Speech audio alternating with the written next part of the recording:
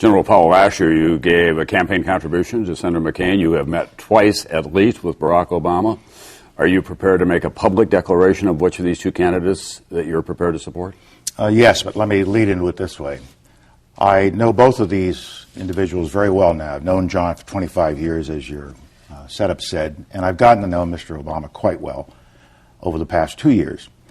Both of them are distinguished Americans who are patriotic, who are dedicated to the welfare of our country.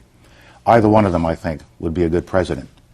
I have said to Mr. McCain that I admire all he has done. I have some concerns about the direction that the party has taken in recent years. It has moved more to the right than I would like to see it, but that's a choice the party makes. And I've said to Mr. Obama, you have to pass a test of, do you have enough experience, and do you bring the judgment to the table that would give us confidence that you would be a good president? And I've watched them over the past 2 years, frankly, and I've had this conversation with them. I have especially watched over the last 6 or 7 weeks as both of them have really taken a final exam with respect to this economic crisis that we are in and coming out of the conventions. And I must say that I've gotten a good measure of both. In the case of Mr. McCain, I found that he was a little unsure as to how to deal with the economic problems that we were having. And almost every day there was a different approach to the problem, and that concerned me. It's got the sensing that he didn't have a complete grasp of the economic problems that we had. And I was also concerned at the selection of Governor Palin. She's a very distinguished woman, and she's to be admired. But at the same time, now that we have had a chance to watch her for some 7 weeks, I don't believe she's ready to be President of the United States, which is the job of the Vice President. And so that raised some question in my mind as to the judgment that Senator McCain made. On the Obama side, I watched Mr. Obama, and I watched him during this 7-week period, and he displayed a steadiness, an intellectual curiosity, a depth of knowledge, and an approach to looking at problems like this and picking a vice president that I think is ready to be president on day one, and also in not just jumping in and changing every day, but showing intellectual vigor. I think that he has a definitive way of doing business that would serve us well. I also believe that on the Republican side, over the last 7 weeks, the approach to the Republican Party and Mr. McCain has become narrower and narrower. Mr. Obama, at the same time, has given us a more inclusive, broader reach into the needs and aspirations of our people. He's crossing lines, ethnic lines, racial lines, generational lines. He's thinking about all villages have values, all towns have values, not just small towns have values. And I've also been disappointed, frankly, by some of the approaches that Senator McCain has taken recently, or his campaign has, on issues that are not really central to the problems that the American people are worried about. This Bill Ayers situation that's been going on for weeks became something of a central point of the campaign. But Mr. McCain says that he's a washed-out terrorist. But then why do we keep talking about him?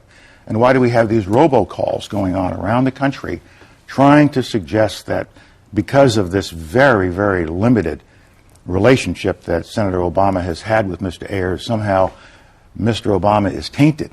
What they're trying to connect him to is some kind of terrorist feelings. And I think that's inappropriate.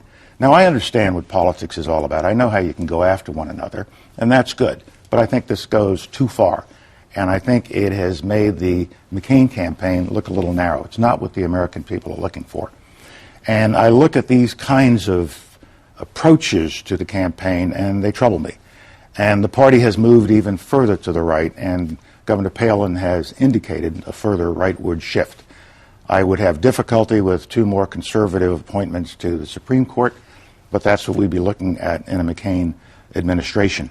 I'm also troubled by not what Senator McCain says, but what members of the party say. And it is permitted to be said such things as, well, you know that Mr. Obama is a Muslim.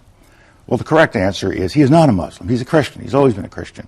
But the really right answer is, what if he is? Is there something wrong with being a Muslim in this country? The answer is no. That's not America. Is there something wrong with some 70-year-old Muslim American kid believing that he or she could be president?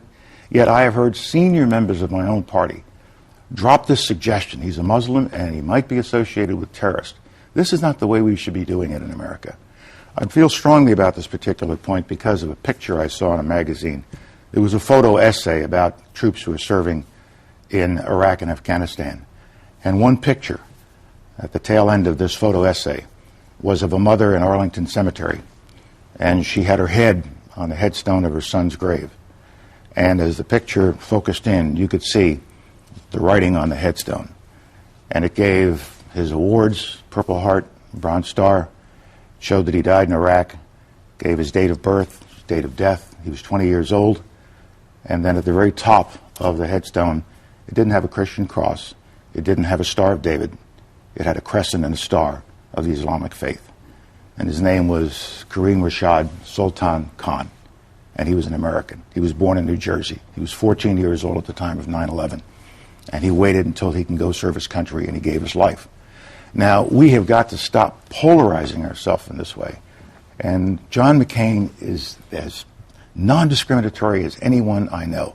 But I'm troubled about the fact that within the party, we have these kinds of expressions.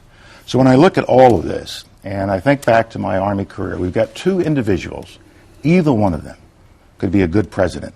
But which is the president that we need now? Which is the individual that serves the needs of the nation for the next period of time? And I come to the conclusion that because of his ability to inspire, because of the inclusive nature of his campaign, because he is reaching out all across America, because of who he is and his rhetorical abilities, and we have to take that into account, as well as his substance. He has both style and substance. He has met the standard of being a successful president, being an exceptional president. I think he is a transformational figure.